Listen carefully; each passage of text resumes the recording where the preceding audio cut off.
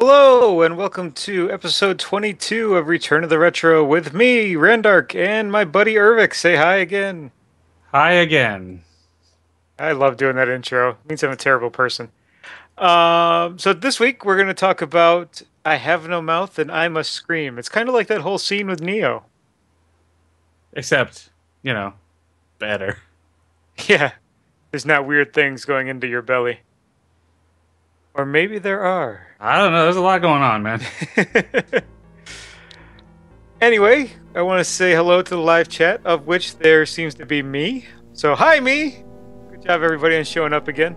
Hey, also me. Are you in the right live chat, though? Are you on the OP Huh? Noobs website? Oh no, Yeah, you failed. Punisher. I'm a bad person. Speaking of OP Noobs, I want to say hi to OP Noobs, the group that I'm involved with. They're going to go ahead and start streaming our broadcast live, as I mentioned earlier. And they also keep them on their YouTube site. They're a great gaming community that's PC focused. So if you're interested, go to opnoobs.com and learn about us. There'll be a little bit more about them later. Anyway, Urvik, what have you been playing?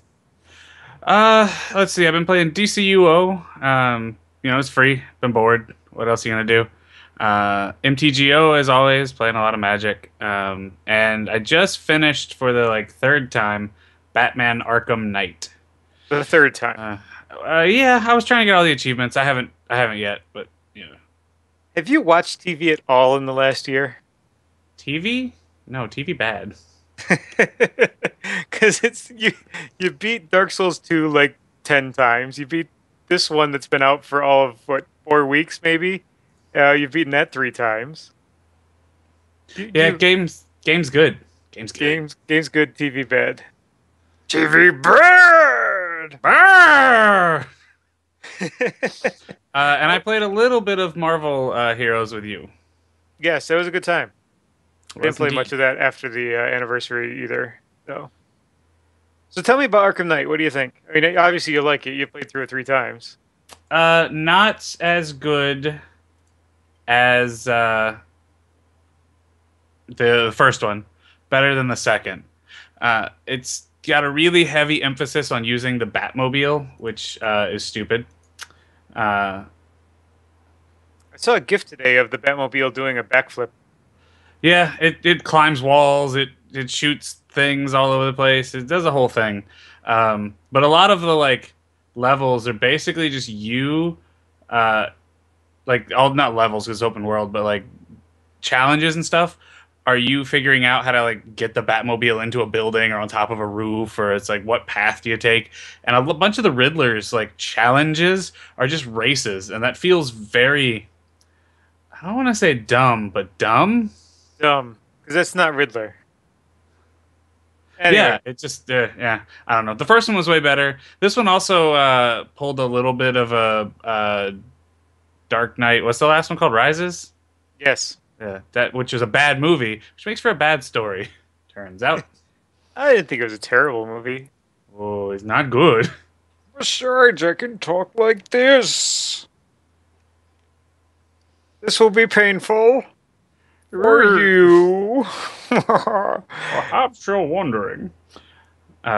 Should have just had Sean Connery do it. It would have been great. Yeah, pretty much. Anyway, so I've been playing a few games myself. Part of the OP Noobs thing I've been doing is I got a review copy of Gravity Core, Spaceship Odyssey, I think is the full title, but I just call it Gravity Core. If you haven't seen this game yet, it's a new release last week. It's really hard, like Dark Souls meets Mega Man hard, and it it's all about spatial movement, 3D spatial movement. You fly two ships. Now, if you're watching me on the video, you fly two ships. And if you move left or right on your joystick, you either rotate this way or you rotate this way. Okay? If you use your triggers, you either rotate this way or you rotate this way. Nope, I'm out. And then if you use up and down on the joystick, you rotate this way or you rotate this way. So immediately you get to be doing this. And the whole goal is there's a beam between you with a dot in the middle, and you have to run that dot into the asteroids that you're forced to fly through to break them up. And it's, you're doing this and you're doing this and you're doing this and trying to get that dot to stay in the middle asteroid and get around them without crashing into them. And it's really, really hard. I have over 2 hours in, and I'm on level 7. No, that sounds horrible. I hate it. It's a great game. I did a review for it on OPN, which actually is part of my regular news, but I'll talk about it since we're talking about Gravity Core. I did my first published review. I'm now a published author. Yay for me. Hey, all right. But yeah, actually, the Gravity Core guys got back to us yesterday because it was posted yesterday. The article was posted yesterday. I guess it was Tuesday. Yes, the article was posted yesterday. They got back to us last night because they're European. And they really liked the article. They liked my writing style. They want to get together with an interview with the devs for OPN. It's going to be awesome. All right. Yeah. Obviously, I've still been playing Clicker Heroes. Right now, I am running on a long run because it's about time I do one. I'm going to try to get to level 150, which I've never been to before. Not that you care. You think Clicker Heroes is a waste of my time. I don't know about waste, but you could definitely be doing better stuff. I could be if I was actually investing more than 20 minutes a day in it. But that's about all I put into it. I also started playing World of Warships that entered. I think it's in alpha, but it might be in beta. And Is it by that's the same guys who do World of Tanks, or is yes, it a different same exact company. Okay. And it's I've been told it's the same exact game, but I never played World of Tanks because I just wasn't interested in the tank warfare. But ship warfare, well, we were in the Navy, and that's cool to me. In the Navy. We can have you get in the bed when you're naked. You might have done that once to me, you fucking dick. Oh, you Um, loved it. and so now that we've revealed that in the show, great. The game's great. You get as you level up, you get access to bigger and better ships. I'm now on the tier 3 destroyer, which is fourth level from where you start. And I'm going to try to be a destroyer captain. That's going to be my thing. They're quick, they're maneuverable, they have torpedoes, and they have guns. And yeah, so I'm going to run them all the way to tier 9, which is the highest level. Then I'm going to switch over to the battleship side, because fucking battleships, right? You can drive the battleship. You can drive the battleship, as we used to say when we played Battlefield 1942. Driving the battleship is much more rewarding in this game. I was going to talk about another game here, but after I wrote it in here, I deleted it later that day from my phone, so I'm not even going to talk about it. Game Show Network can keep their shitty phone games off my phone. Fuck you All guys. right. And I picked up or started playing Stronghold again for the PC. You did love you some Stronghold. You know, I don't think I've ever gotten past like the middle of the game though. So It gets I'm- very hard. it does. You have to start motivating your people with either death or happiness, and I don't think I've ever gotten but maybe 2 levels into that mechanic, and that's probably more than a quarter of the way into the game when you got to start doing that. And right now, I'm still just working on some introductory stuff. I just finally got stone walls. I forgot how impossible it is to make crenulated walls in that game. It's stupid hard because you got to build the regular wall first. Then assuming where that wall is, you got to put it on the outside of that wall, which you may not be able to actually click. Yeah. Okay. Yeah. I remember. Yeah, I remember. Woof. So what are you That was doing? woof. Yeah, barracks time right there. So what do you play, or what are you doing in the real world? Not a ton. Mostly a lot of work. The other firewall guy's out for the last 2 weeks, so it's been pretty hectic. But I've started doing the 100 push-ups challenge or whatever, and still doing the 5K. I took a couple weeks off. My knee gave out on me, but I'm back. I'm starting and moving along Moving on up. to the east side. Correct. Directly to the east side. For me, I haven't been doing a whole lot other than playing the games and doing the work around the house to get the house ready for the guys that are moving in tonight, who you might hear later in the show. We're renting out to baseball players again this year, and they give me money, and they're here about half the time they're actually renting. And for the most part, we go to bed before they get home, and we get up before they're awake in the morning. So we never really have to deal with them, and we get paid $70 a person per week. So Nice. basically, they pay for my mortgage for 2 months. It's pretty good. Can't really Yeah. complain too much. No, not really.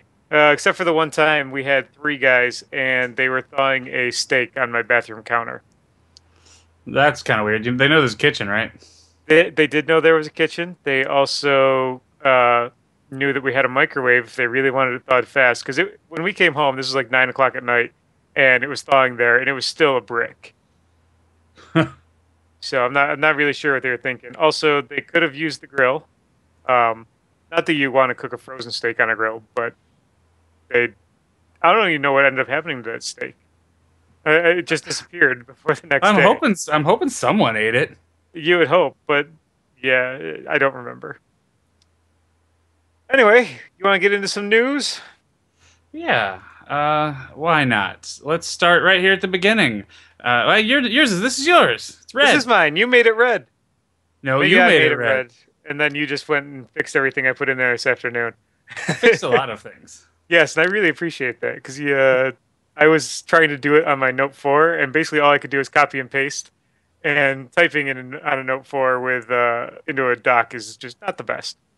But our first article is an ancient Atari 2600 arcade port has popped up, and it's for the game Xevious. Have you ever played Xevious?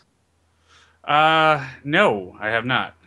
Neither have I. This might be something we're gonna have to do a MAME week and maybe pick like 3 arcade games we both never played and do that.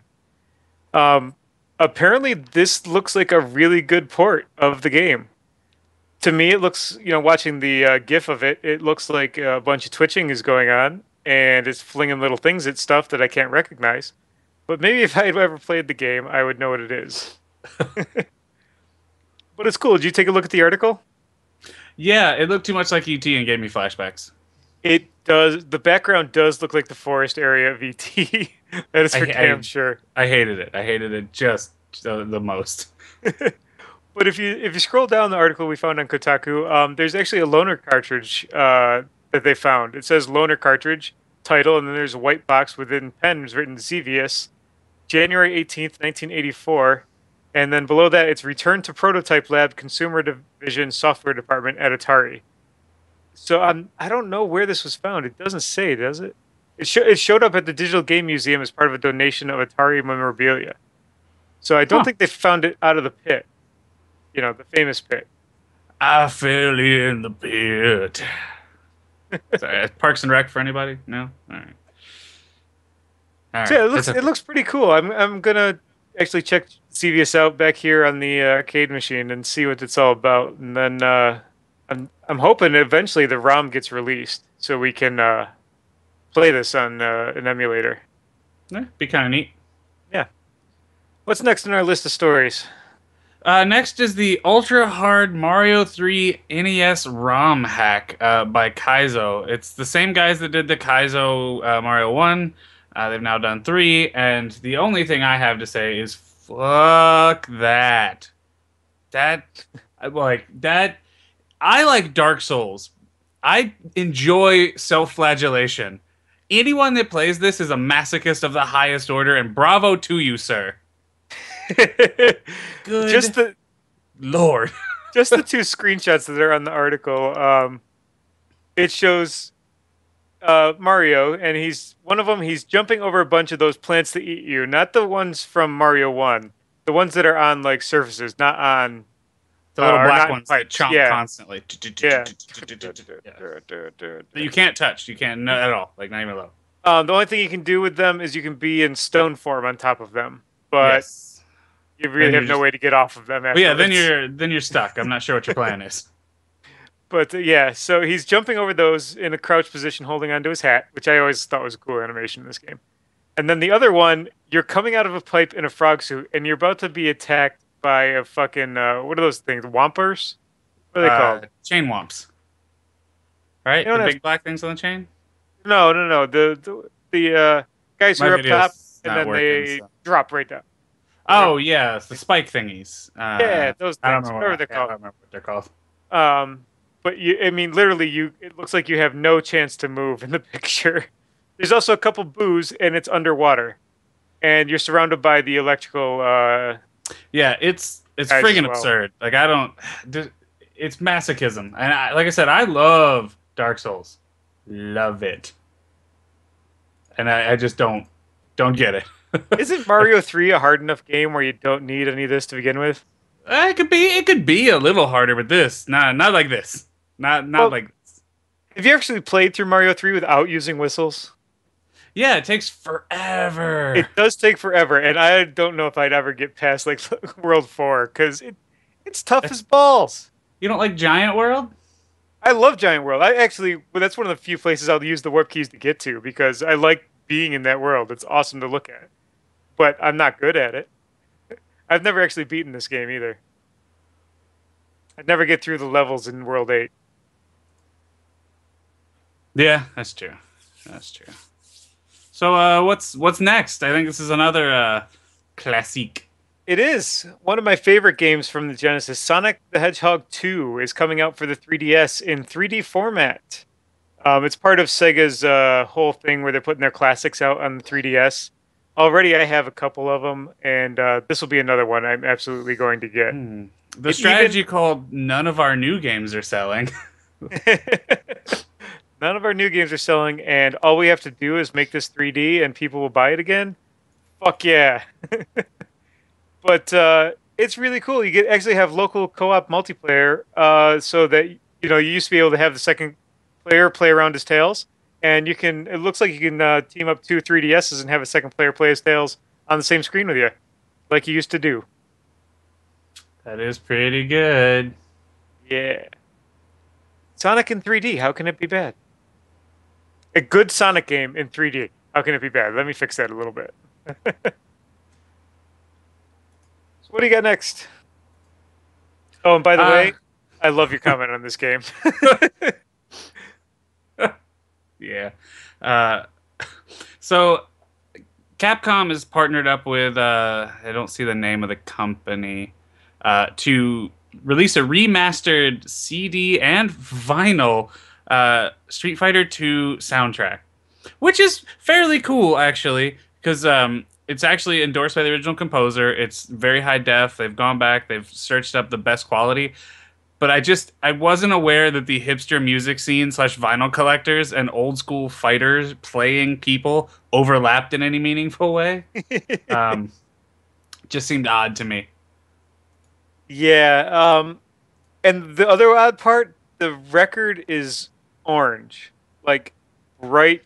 Yeah, Don't like shoot me in the head while you're hunting orange. Yeah, like neon orange. Yeah, it's really weird. What I don't understand this love of. I mean, I'm a retro guy. I like old video games. I don't get retro music. I don't think it sounds better. It's strictly worse. I mean, there's the argument to be made for CDs at least, because you can put lossless compression on them. But vinyl, people are like, I like the clicks and pops. I'm like, so did my granddad. The clicks and pops are distortion and shit. That's not quality. That's bull crap. Get the fuck out. Yeah, no, it's not. I do not care for it, sir. Please take your hipstery music and go home. As Mr. Horse would say, no, sir, I don't like it. Yes, I just pulled out a Ren and Stimpy reference. You did indeed. So there's if you know the story behind the PlayStation, how it started out was actually an add-on for the Super Nintendo. Nintendo and Sony were working together to release this, and then just ignore the sounds in my house. And then Nintendo and at E3 they decided, without telling Sony, yeah, we're not doing this, and we're not even going to announce it. And Sony's like, oh shit, we're going to announce the PlayStation. Fuck you guys, we're in the market now. Here's a big finger for you. So yeah, they did that, and I said, wow, that was interesting. Now we have a new player in the market. But the unreleased Super Nintendo PlayStation CD add-on, the SNES CD prototype console has been discovered, and like most Super Nintendos, it has nicely yellowed. All right. Have you ever seen this before? Yeah, actually, it's really neat looking. I saw there was an interview with one of the original creators, and they asked him if it was actually the original prototype, and he said it was so long ago he doesn't remember, but isn't the mystery more fun? It looks like a VCR with a controller coming out of it. It's got a big button on the left side that looks like an eject button.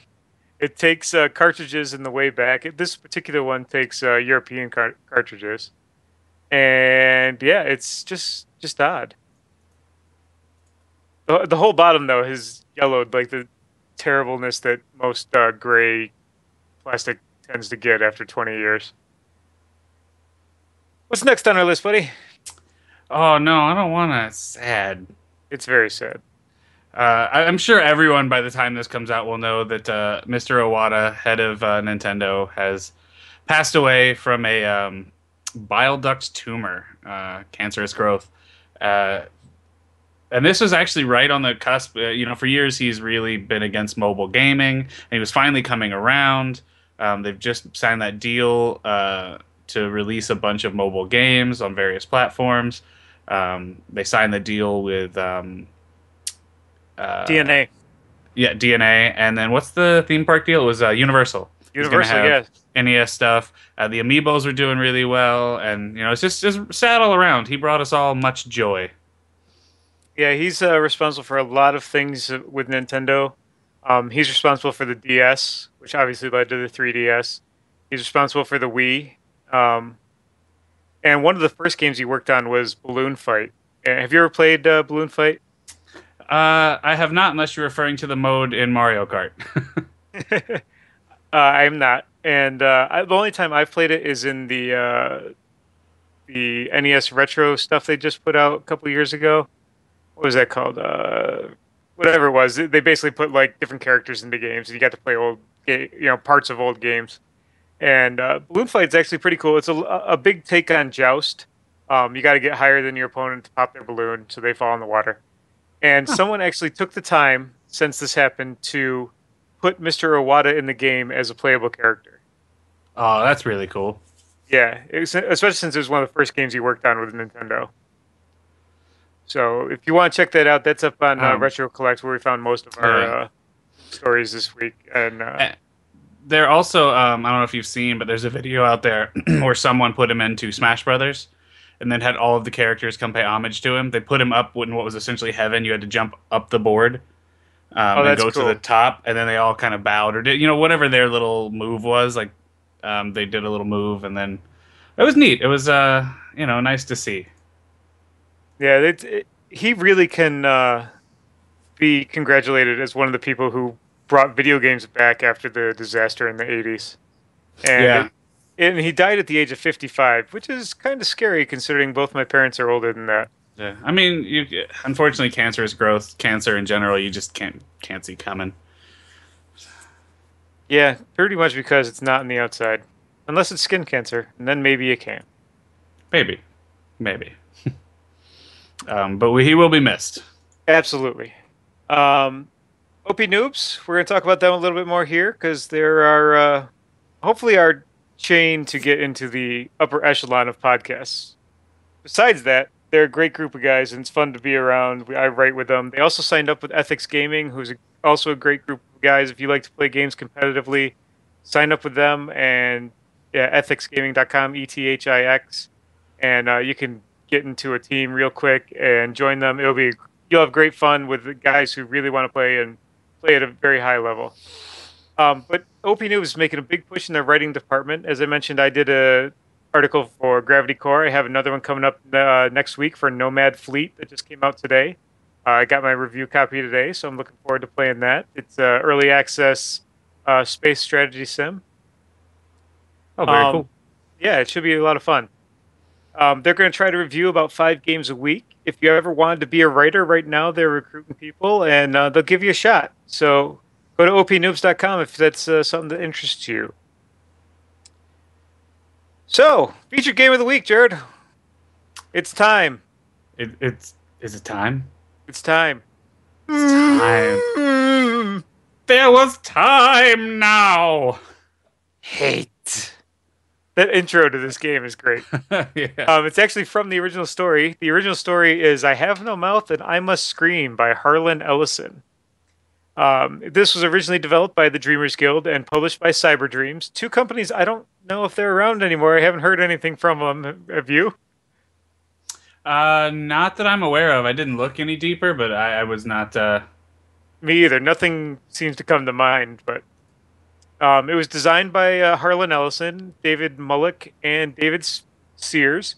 These three guys got together, got Harlan to expand on his original short story, and we got to play it. It was great. Yeah, very Uh, weird.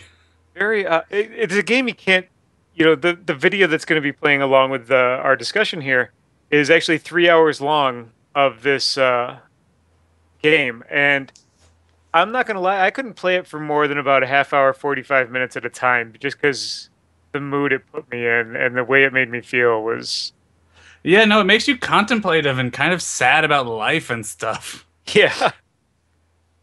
So it was originally released on Halloween in 1995. It kind of has a horror theme going, but not the way you would think of horror. So it kind of made sense to release it then. And when it was released, Game Rankings gave it a score of 77%. That's an aggregate score based on 4 reviews. And there were some pretty good quotes about it. Computer Player and Electronic Entertainment is quoted as saying, "Nightmarish graphics, high quality audio, and troubling ethical dilemmas add up to a combination of the entertaining and the profound that could prove to be the foundation of an important gaming subgenre in the future." They also said, "A lot of you are, and it's asking a lot of you in terms of psychological and ethical choices you'll make during gameplay. For those familiar with Ellison's prolific writings, the moral dilemmas will come as no surprise." Did you get a chance to actually read the story? I didn't. I didn't know if I could. It was gonna be very sad. It actually, I did read it. That was part of the prep I did for the shows. I read the whole thing. It took me maybe an hour to read, but and I read pretty slow. But it introduced all 5 of the characters that you play as. They're all How working. so? How close was it before you get all into it too deep? Um, this game where we played is more about the characters' backstories, and I think it's actually set as a precursor to what happens in the short story. Because at the end of the short story, um, there's a big event, and I never got to the end of this game. I ended up only playing 2 characters just because trying to figure out the story. Actually, with Goristar, I finally just got a walkthrough to finish that character up. It was took a long time to do trial and error to get through the characters, and if I don't know how this one ends, but at the end of the story, it's a lot harder to. Let's just say this: at the end of that story, this game could not have occurred. So it must be a precursor, or just what I'm thinking is an expansion on the story and just done a little differently with the same characters. Okay. So speaking of the story, tell us about it a little. All right. So, in the not too distant future of 1995, or I'm not sure when the story was written, but um, China, Russia, and America each develop a supercomputer to wage a war, and it's too complex for human minds. I'm not sure what kind of like chess war they're playing in the future, but apparently it's beyond our comprehension. And as they always do, the computers become sentient and wipe out all of humanity. The Allied Master Computer, or AM, which was kind of a culmination of all three, and it was called AM as Allied Master Computer, but it was also I think, therefore I am. Get it? The computer decides to keep 5 humans, and I believe in the story it alludes that they're selected for a reason. It doesn't. Only one of the characters really seems picked for a reason in the game. But 5 humans are kept alive for 109 years for the computer to torture them endlessly. It keeps them alive through means that they get into in the game that I don't want to necessarily spoil, but they're alive for 109 years, and it's basically pissed off that it can't move. They're like, "You built God, and it can't move," and then so it tortures them a bunch because it's just really pissed off about it. And, it has all these abilities to keep them alive, but it can't, strap a couple wheels on. Right? Like and it the world is destroyed, it's unlivable, and there's just these 5 humans that he creates more and more elaborate scenarios around basically unwinnable scenarios to torture them more. Like one of the characters, he turns into almost a simian and takes his intelligence, and then gives him back his intelligence, but doesn't give him, but like cripples his legs at the same time. Never lets him be full human, and it's just a bunch of very dark things happen. So the game starts with him saying, "Who wants to play a game?" And you get to pick one of the five playable, five, right? Yep. Yeah, five playable characters to play in a sick game, and that's where we pick up. That's how it starts. So who did you play as? Well, I actually finished it, but Okay. I used a walkthrough a little bit. I'm gonna be honest. You need to. We didn't have enough time to do trial and error for this entire game. Yeah, well, that's the trick is some of them are fairly simple. Compared to others, like Gorister's story is actually really long and complicated, and he's the first Yep. character on the left, which again I'm gonna guess most people pick first, which is kind of a shame. But it gets into kind of how you play. So you play, and the first thing I did was drink the punch. There was punch on a table, I drank it, right? Like, oh, look at Yep. the punch, and then you die. You immediately die, Boom. Dead. and so it kicks you back out, And and then basically, you it's start over. yeah, and it lets you either pick him again or pick a different character. So it's almost a roguelike before that was like a thing, really. Yeah. Um, the progression doesn't carry through or anything, but you learn, like you as a player are learning what not to do in this point and click adventure world. And Goristers was the most deep, I think, gameplay wise. I really liked Yeah. Ellen's. Is that her name? I think Ellen? yeah. I only played Gorister and Nimdok. And Nimdok, who is a Nazi scientist from 1945. I'll just Uh, say that is completely different from what he is in the story. We don't oh, have really? get any backstory on him at all in the short story. So when I was reading the short story after I had played Nimdok, I'm like, huh, this is odd. Yeah, that is kind of weird. And he's the first character I picked, and that was some messed up stuff. You're basically, you literally are working with, oh, what's his name? The famed, oh, Dr. Mengele, Mengele, yeah, Dr. Mengele. and doing all the crazy crap that those guys did, and it's not cool. Not Not cool, cool. bro. It That's just not cool, bro. it's not cool. So you liked Ellen? Yeah, I liked her story. It was interesting. It centers around like the game starts. She's afraid of the color yellow, and you as a player can't interact with anything yellow until you figure out a way to do that. And the story actually revolves around why she's afraid of yellow. And when you figure it out, you actually stop being afraid of yellow and can interact with things in the game you couldn't interact with before. And it's actually a really, really neat concept. That's a cool mechanic. I'm looking forward to going back and playing her. She was pretty story wise. I think she was the most interesting. Gorister's gameplay was the most interesting. Nimdok's was fairly simple, but nothing too complex going on. For And he gameplay was wise, the story was neat. His story ties in the most to the actual what's going on in the world. Gorsters does? No, Oh, Nimdok's. okay. Um, Yeah. So the two I played, Gorster and Nimdok, I picked the two. Mostly I picked Gorster just because of his name. Because that's a cool name. I'd like to be named Gorster. Really awesome. yeah, Who's that that is guy? pretty Oh, sweet. that's Gorister. Wow, that's pretty cool name, man. Thanks. Right? Like, I know, bro. But his story was screwed up. I still don't understand the coyote. Do you? It was a jackal. Jackal, Uh, that's right. And no, I don't understand anything that was going on. All those manifestations, the jackal, even the lady and whatnot. When you get to the end of the game, you find out, and they kind of give hints, are various subroutines, quote unquote, within the Allied Master Computer trying to help you because they are also kind of tired of his shit. The theme is basically if you get really down to the nuts and bolts, Allied Master Computer is a vast intelligence we don't understand, but the rest of the game is you figuring out that it's really not. It's a human intelligence that we designed that you interact with and whatnot on in a very real way. it Um, It's his all very symbolic. Like by the end of the game, you have a bunch of totems of like compassion, understanding, anger, like the different psyche kind of things. this seems like a good time to transition into gameplay. And one of the things about this game is it had different endings based on what you did with your character. Um, if like with Nimdok, I finished him, but I know I didn't do everything right because certain items that you could use to like wake the golem, which um, you don't necessarily need to do, were taken away from me when I exited the Nazi camp.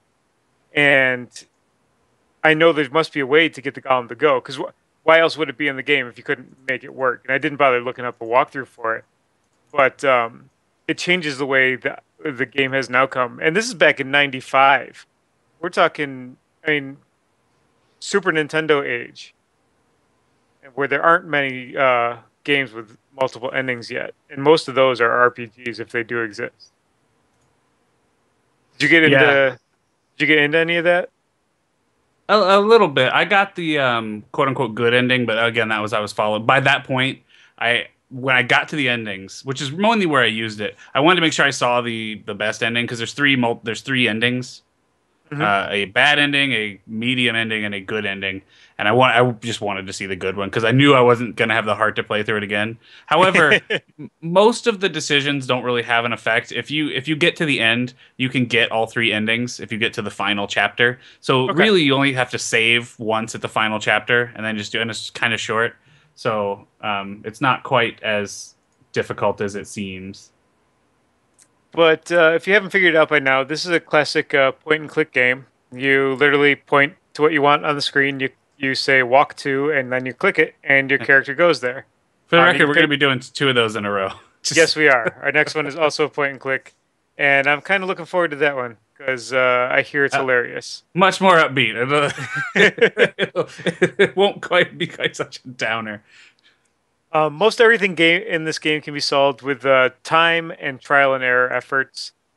It's not, it's not super difficult to figure out. But like you said, the first thing he did was drink the punch. First thing I did was try to get the bread from the rats, and they tried to bite my hand, little bastards. So I got the knife and I tried to stab the rats, and they just ran away, unfortunately. And then you can eat the bread. And then I got to eat the bread, Yay, multi bread. which makes no impact on the game at all. No, but you needed it. You were viscerally hungry. That's kind of the impact of the game because the character keeps telling you that I haven't eaten in Yeah, years. I'm so hungry. All he can think about is being hungry, and that's so you want to eat. Like even though the game doesn't need it, you want it. The one of the darker ones is that monkey guy whose name Benny. escapes me, Benny. Who he turns it like Benny. His whole deal is he's just really, really hungry. Like he hasn't been fed in like 50 years, and all he wants to do is eat. And whenever the whole plot line is that these people are being sacrificed in this village he goes to, and you're supposed to figure out a way to, as you do with all of them, to overcome your base nature. But when you're at the sacrifices, one of the options is ask to eat them. I didn't do it because I knew it was a trap, but I was legitimately tempted. Like, man, I'm so hungry. What if I just eat this dude? Will it be okay? Right? It's gonna be okay. Um, so yeah, it really plays with the old mind pan. So this is to me, this is less a game and more of a way to discover a story, kind of like a choose your own adventure. But yeah, I guess it's a lot like a video game version of choose your own adventure. And as long as Yeah, the story and the genre is worth exploring, this is a great form of entertainment. I really I wouldn't say I enjoyed the game. More, the game was very interesting. yeah, it's an interesting experience. That's a good way to put it. Fun was not had playing the game per se because it's very dark, but it's an enjoyable experience. So, what do you think of the music? I actually liked it, especially considering it was 1995. The film's a film composer who, not at the time, now film composer John Ottoman, who later worked with director Bryan Singer in The Usual Suspects and X-Men.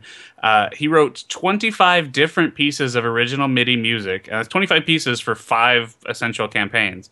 for the adventure. There were more than 40 speaking parts in the adventure, and that the 40 speaking parts is dialogue. I think I don't think there's not 40 characters. I don't believe. Maybe. Let's see. The Jackal speaks. Edna speaks.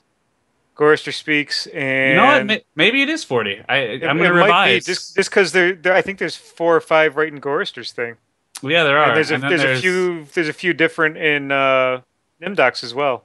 there's 6 or 7 in. Yeah, no, I think that's right. Okay. Anyway, So yeah, so I lost my spot when we started talking about it. 40 speaking A, parts. a company called Virtual Casting cast and directed a bunch of, at the time, mildly famous voice actors. But the big win here was Harlan Ellison voiced AM, the evil computer. So the game starts with a voiceover from Harlan Ellison as the bad guy, telling you what a shit world is and how he's destroyed it. And that whole monologue about hate and how much he hates the people there, that is actually directly from the story, and it was really interesting to once I'd seen it first in the game, but to see it in the story as a direct comparison, that was pretty cool. And at the time, I had no clue Ellison was even involved. I found that out even later than that in the time frame of me experiencing this. Yeah, it's super neat. And so he was quoted saying, "All the dialogue you will hear, my smart mouth, and the cadences in which I speak, and the way my stories read," which is neat. It also sounds a little pretentious, like only I am good enough Yeah. to be the villain in my. But I get it. Like he's like, hey, I wrote this guy. I know how he talks, what his cadence would be, how evil he is, and you know it out of context the quote seems pretty dickish, Yeah, but it does. it's I don't think it's quite that bad. Yeah, and I completely agree. The audio quality in this game is absolutely amazing. The voiceovers are easy to understand. They don't sound like a computer talking. It sounds, like a quality recording, Yeah, which yeah. was also hard to get, especially for what was originally a DOS game. This thing didn't even run in Windows. The animations are kind of simple. So what are you going to do? 1995, it's a point and click adventure. The animations aren't what you're looking for in the game. It's not why you're playing it. You're playing it to experience the story. Um, but the story itself, while hard to get through and dark in theme, it's just so engaging. When you find out Gorrister doesn't have a heart at the beginning of the game, you want to know why. What Yeah, right. happened to his freaking heart? Why is it not in his chest? How did you think the game held up? I really liked it. I thought it was a really fun. Again, I wrote specifically, the game is not fun, but it is good. It's almost roguelike in design, and that's before that was really a thing. All of that actually really played into the themes they were going for. This like dystopian future, but unassailable intelligence is also man, and the fruitlessness, but ultimately needful acts we have to do. The roguelike really played into that. Um, the continuity is also key to figuring out a lot of it. The repetition is how you get there, and it really works because it's also a very compact game. If you were to just play through it in the correct order, it takes like an hour maybe. If you know exactly what you're doing. Yeah, yeah. So, overall playing experience. What did you think? I mean, it's a point and click adventure, so Yeah, I mean, everything worked as you would expect. And I really liked that there were no, point and click adventures a lot of times fall into the trap of, overly difficult. There's no way you would have known that you needed to save a rat in Act 2 to win the game in Act 7 5 hours later, kind of thing. Or yeah. you didn't know how to combine two things into another. The inventory is very simple. You don't really, there's like one time you really combine stuff in each story. The way you're describing it reminds me of the Trogdor point and click adventure that was on Homestar Runner. And one of the things you could do was stand next to the lake and you could throw baby.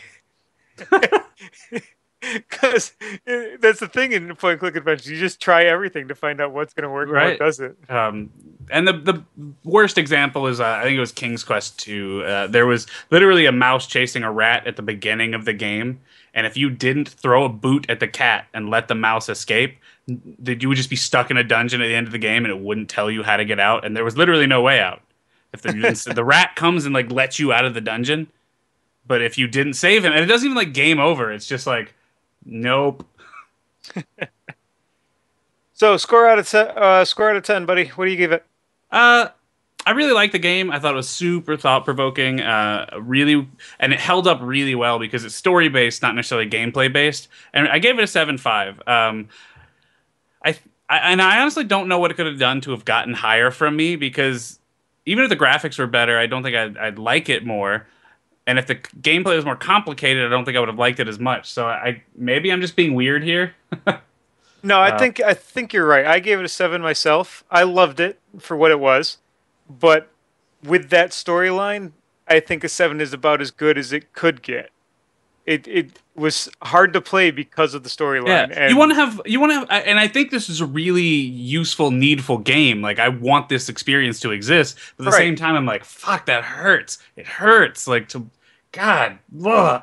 Just want And to hug a baby or something when you're done. That's saying a lot coming from me because I hate babies, but like, I just want to like, I want to life. I need something life reaffirming when I'm done. Like, whoa, God, yeesh.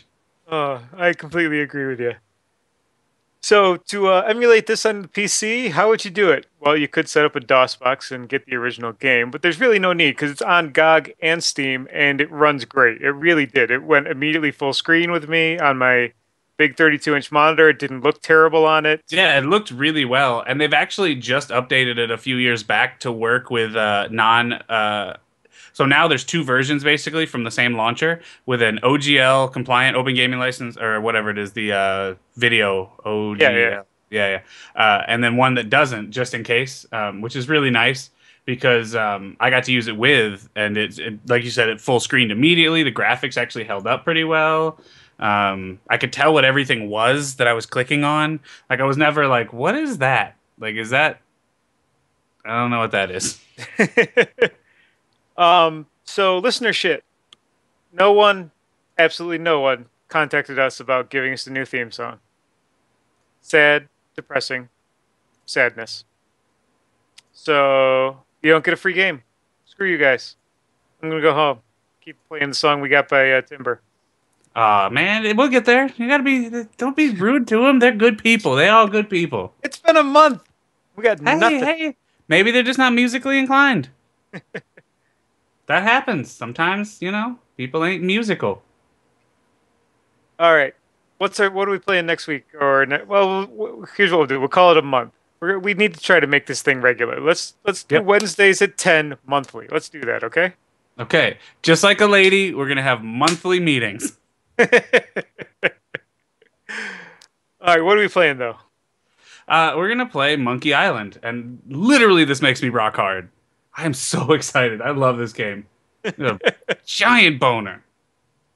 It's a LucasArts classic. It's also on GOG, so if you want to pick it up and join us, and you actually want to come on and talk to about it, let me know. We'll try to get you in on the Skype call, and it's nice to have guests, so we're not just two guys talking to ourselves all the time. Hey, sometimes I like to talk to myself, man. I actually, at my new job, I have to tell people that all the time because I have to copy and paste a lot of stuff. So like, okay, this one goes here, this one goes there. Oh, sorry, just ignore my mumbling for a couple seconds here while I organize shit in my head. But yeah, but no, this game's a lot more fun. It's brightly colored versus all the darkness that was in this game, and I hear it's pretty funny. So I'm looking forward to it. Yeah, no, it's very funny. I'm very excited for it. This is gonna be a good time. It's gonna definitely get that evil feeling out of your soul that now inhabits there. Life is pointless, kind All of right, and deal. with that, I'm going to take us out with our links. You can check us out on opnoobs.com, also on our own site, returnoftheretro.com, that I re-upped last week, so we're good for another year on that site. You can check us out on Twitter at Return Retro and OP Noobs at OP Noobs. And you can also catch us on Nook as well if I remember to update that. A Nook is a cool blogging platform if you're into that. It's very well monitored. No harassment goes on there, just like with OP Noobs and Ethics Gaming. Nothing like that. So it's cool. Just search the Nooks for Return of the Retro. And of course, thanks to Timber from freesound.org for our theme song. Have a good night, Ervik. Good night, Ervik. I didn't say to say it. God.